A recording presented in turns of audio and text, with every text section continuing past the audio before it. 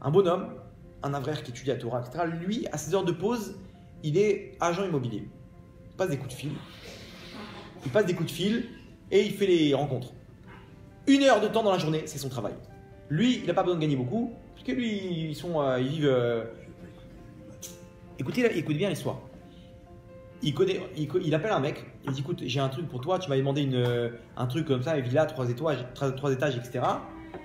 J'ai un truc pour toi. Il dit ok, donne-moi et tout, j'amène mon client, il arrive là-bas, etc. Super et tout, il dit c'est bon, on a signé. Au bout d'une semaine, il dit écoute, tu connais ma commission? Attends, on n'a rien convenu toi et moi. Attends, mais tu crois que je t'ai rendu service? Tu connais mon travail? Non, attends, on n'a rien signé, moi je croyais que tu me rendais service. Je dis mais attends, t'es agent immobilier, je suis agent immobilier, tu connais comment ça marche? Il n'y a pas de... Toi et moi on doit partager la commission. Maintenant une villa à 3 étages, c'est une commission pas mal. Ok? Le bonhomme, c'était un truc, on va dire 50 000 shekels. Je ne sais pas exactement le truc. 25 000 shekels, il a perdu. Maintenant, c'est un bonhomme, 25 000 shekels, il vit 3 mois avec, voire plus. C'est un avraire, un mec, il étudie la Torah, ils vivent de pain et d'eau fraîche. Ils n'ont pas besoin de voitures, de restaurants, de films et de internet et d'iPhone. Ils sont pas là, c'est pas leur monde. Donc automatiquement, il y a beaucoup moins de dépenses. Le truc, ok. Donc lui, 25 000 shekels, il aurait pu vivre 4-5 mois avec, facile. Il va voir un rave, il dit Rav, qu'est-ce que je fais? Je le traîne en justice ou pas? C'est un mec, Yireh Shamayim aussi de l'autre côté, qui part, etc. Le Rav lui dit tu peux le traîner en justice, mais ici peut-être que Hachem a marlo Kalel.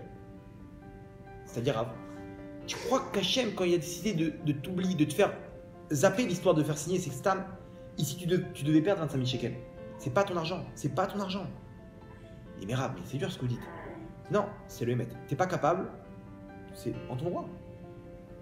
T'as tous tes droits de traîner en justice. Mais ici, sache un truc, que ici c'est Hachem qui fait les choses. C'est Hachem a marlo Kalel ici. C'est 25 000 shekels, c'était Averot, c'est pas lui. Il dit mais Rav, comment je fais? Lui déjà, faut pas lui en vouloir. Hachem il a choisi, c'est dur hein. Mais ici, regardez la suite de l'histoire, vous allez comprendre que celui qui arrive à créer, à enlever la sinat rinam. Pourquoi? Parce que c'est gratuitement, tu le hais ce bonhomme. Gratuitement, pourquoi? Parce que c'est Hachem qui t'a enlevé ses 25 000 shekels. Lui, c'est qu'un pion qu'Hachem il a choisi. Oui, mais attends, mais lui aussi il a fait de Averot. Mais te mêle pas. Hachem il va lui régler son compte à lui, n'aie pas peur. Il va rembourser aussi son vol. Si lui il avait été propre et honnête, Hachem il aurait trouvé un autre scénario où tu perds d'une autre manière ces 25 000 shekels. Où tu les as retirés de ta banque, tu les as perdus. Point. Un incendie, ta voiture elle a explosé, ils ont brûlé. Pourquoi? Mais ici, l'homme chané, tu devais perdre 25 000 shekels. Lui, il t'occupe pas de son compte. Point. Il dit, vous savez quoi, Rav? C'est très dur, mais je vais le faire.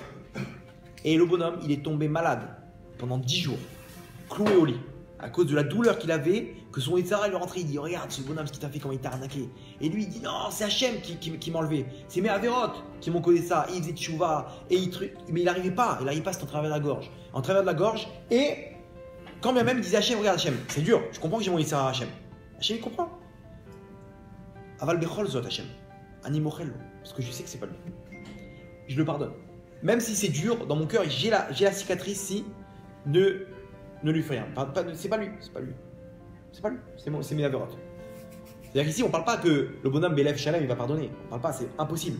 Mais ici, quand même de dire, Hachem, je sais que c'est toi, je sais que c'est moi, c'est mes Averot qui ont causé. Lui, je le pardonne.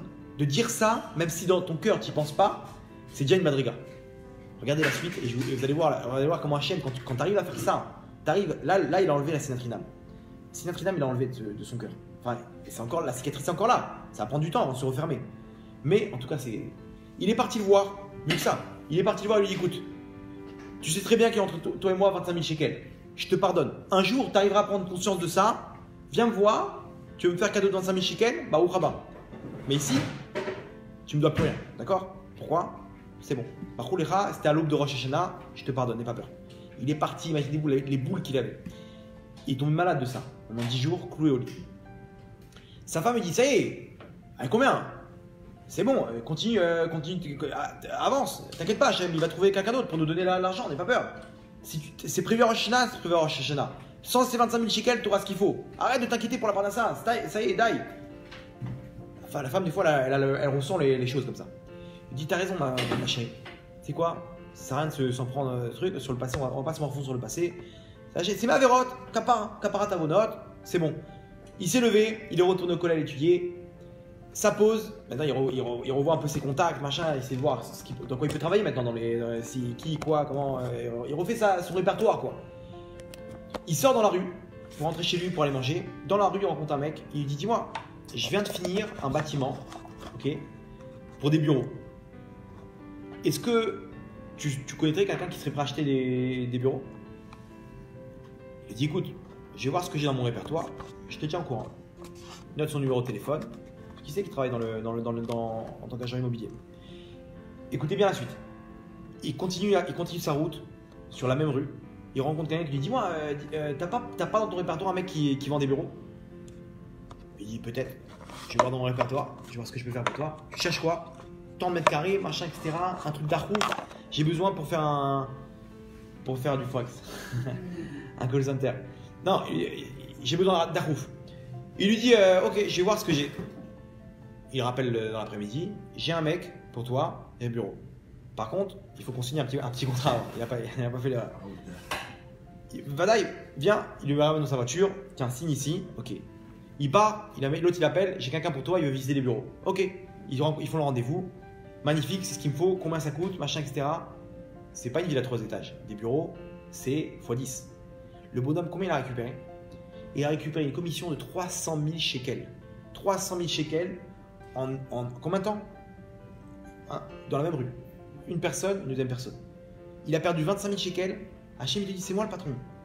T'as fait la même histoire que les sacs là. Le bonhomme il a réparé.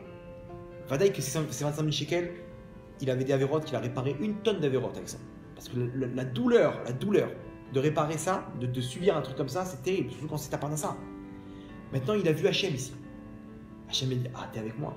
Alors tu vas voir que moi, quand quelqu'un il est avec moi, quand Hachem il dit comme ça, quand quelqu'un est avec moi, sache qu'il est VIP. C'est un problème pour moi de t'amener 300 000 shekels maintenant, de 10 fois ça.